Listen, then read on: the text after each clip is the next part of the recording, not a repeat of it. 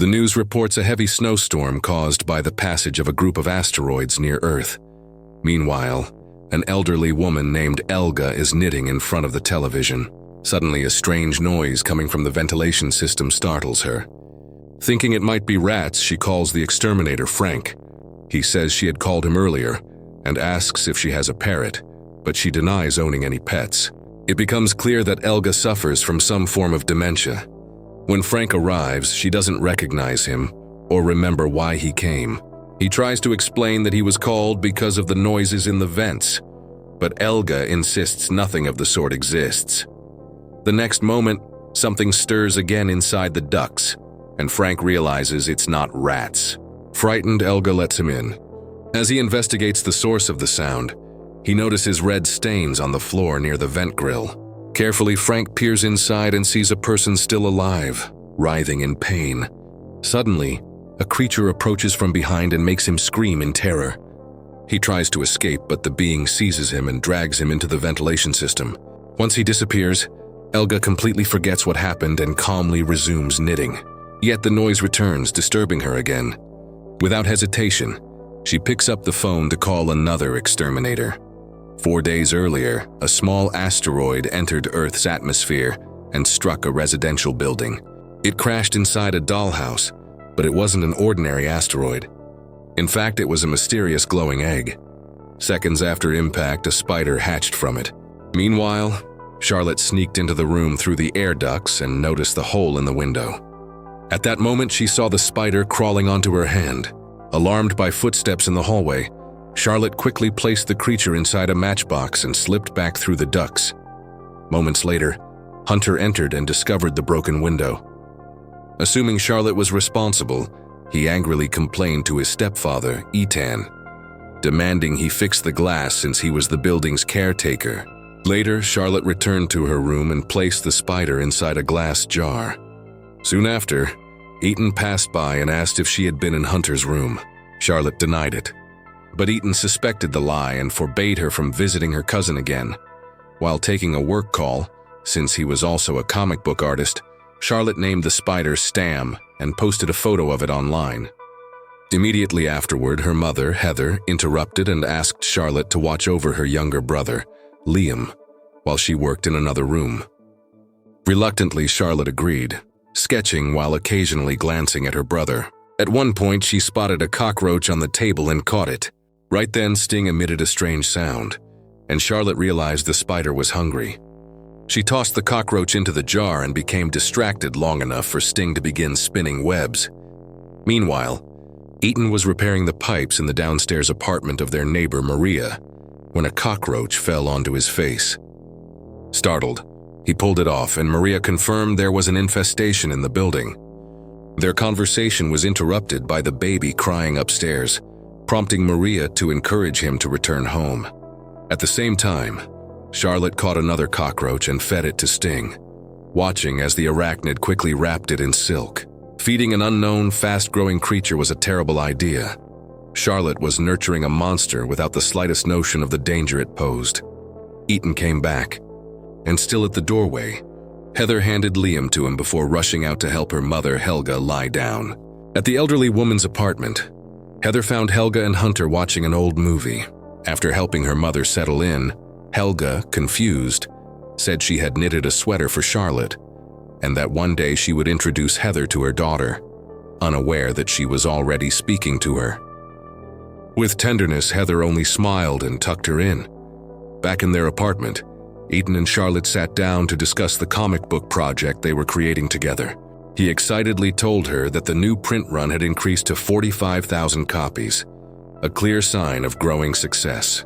Charlotte, the creative mind behind the storylines, suggested a change to a character inspired by her father, adding eyes to give him more emotion. Heather watched the interaction with pride and then asked for help setting the dinner table.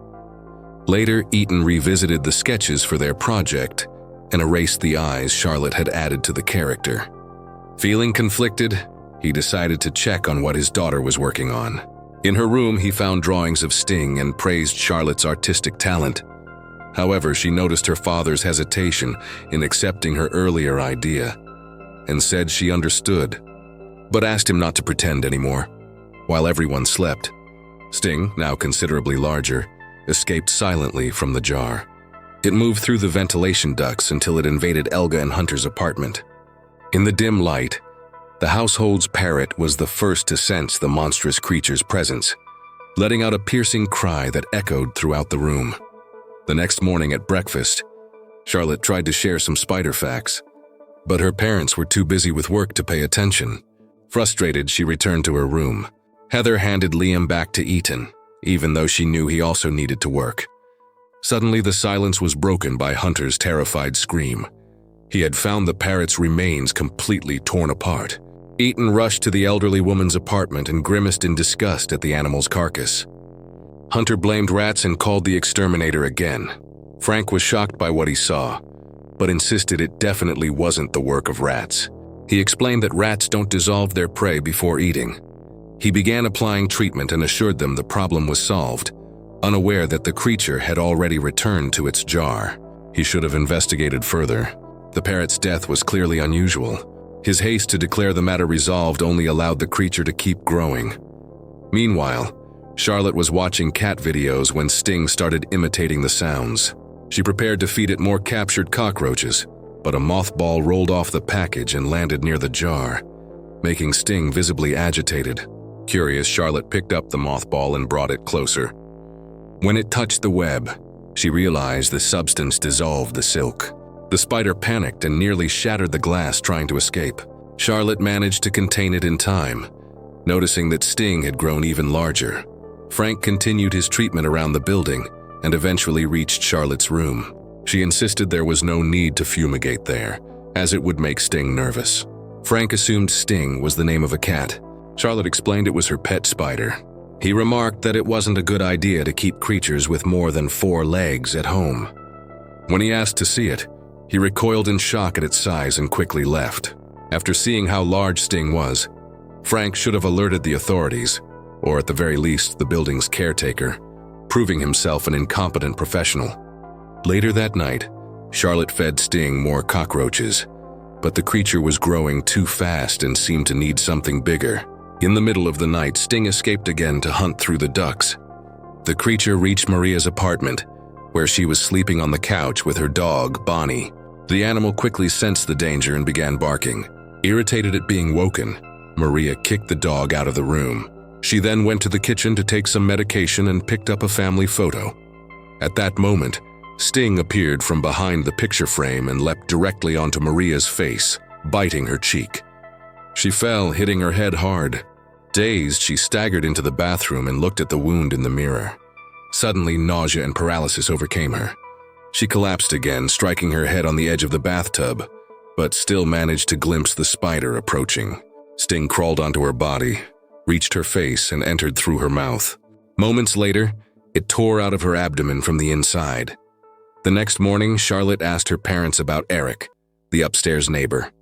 Curious if he was some kind of scientist, they explained he was just a zoology student, researching a treatment for diabetes using fish. Despite their warnings to stay away from him, Charlotte ignored the advice and went to the young man's apartment, offering to buy an aquarium for her spider. Intrigued, Eric let her in. Charlotte explained that her spider was unlike any known species and had doubled in size within just a few hours.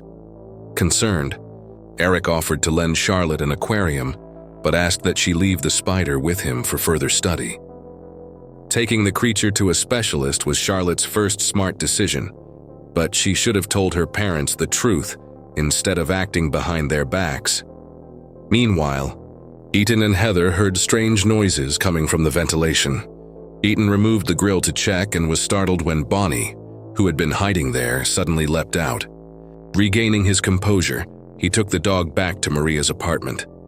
He knocked several times but received no answer. Using a spare key, he entered and released the dog, only to be horrified by Maria's mutilated corpse. The police were soon called and began questioning Ethan.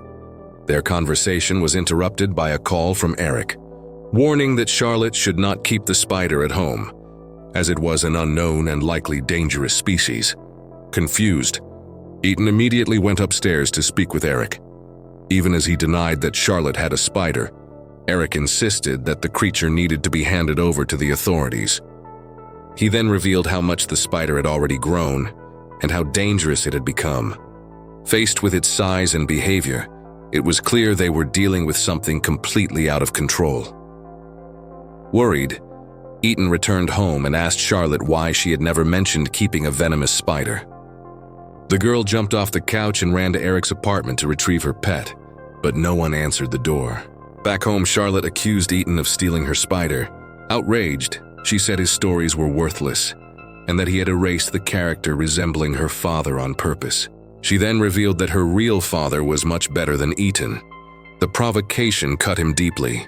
Without thinking, Ethan revealed the truth he and Heather had planned to hide.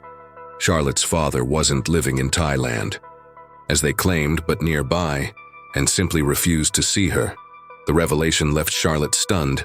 She ran to her room in shock, while Heather accused her husband of being cruel to their daughter. Meanwhile, Eric placed the spider in an aquarium and began feeding it various animals, realizing it was indeed growing before his eyes. That night, Ethan fell asleep while sketching a new illustration of a giant spider. A noise suddenly woke him, and the lines on his desk seemed to morph into a real arachnid. At the same moment, Sting broke free from Eric's aquarium, while Heather once again put her mother to bed. Soon after, Hunter asked Ethan to fix the heater. While working, he received a voice message from his editor, informing him that he would be removed from the project due to delays. Furious, Ethan punched the heater, and the noise drew Hunter's attention. She coldly declared he was fired. Ethan reminded her he was family, but Hunter retorted that he was never truly part of it, and demanded he leave. Later, she returned to her apartment and couldn't find her cat. While searching, she noticed the vent cover was loose and heard the animal's meows coming from inside. Irritated, she crawled into the duct, but came face to face with Sting, now colossal in size. The spider cocooned Hunter in silk and trapped her against the wall of the vent. Desperate, she screamed for help, but no one heard. The next day, Ethan was trying to fix the television when, overcome by frustration, he punched the screen, shattering it. Heather ordered Charlotte to take Liam to another room.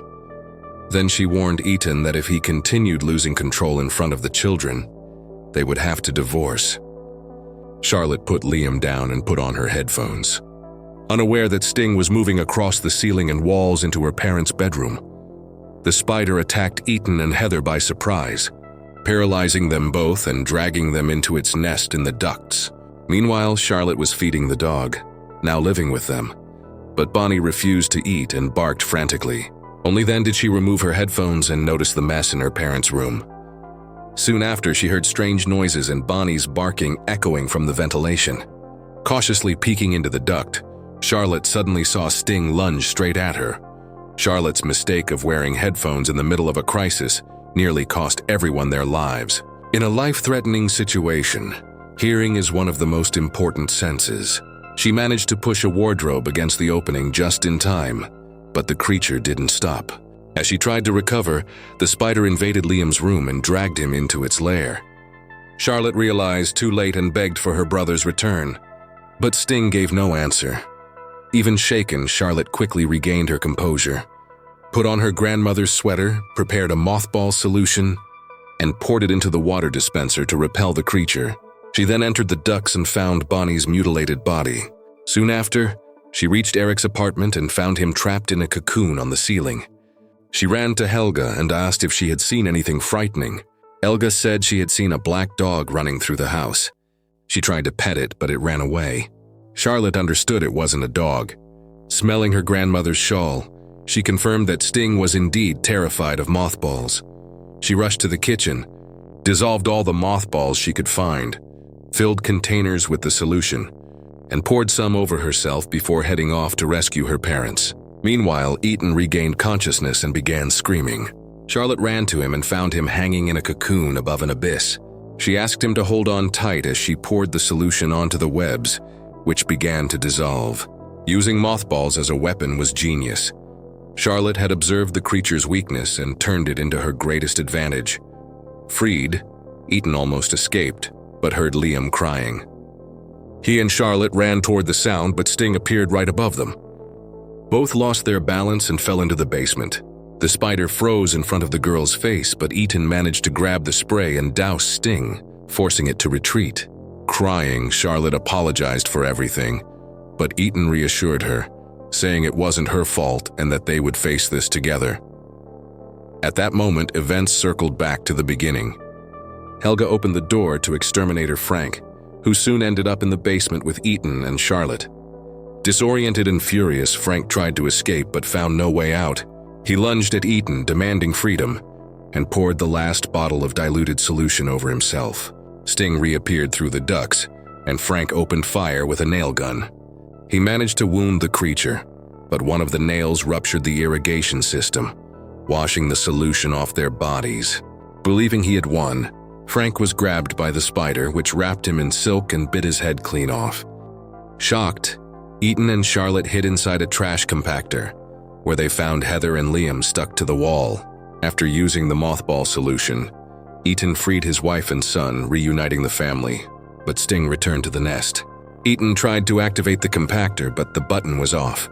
While Charlotte held the creature back, he reached the socket, receiving an electric shock that knocked him out. The spider closed in, but Charlotte hit the button. The compactor roared to life and crushed the alien monster. The family escaped, and Ethan regained consciousness. For the first time, Charlotte called him Dad. They embraced, relieved that the nightmare was over. However, no one noticed that Sting had left behind dozens of eggs, and one of them had already hatched. Thus ends Sting, the 2024 sci-fi horror film.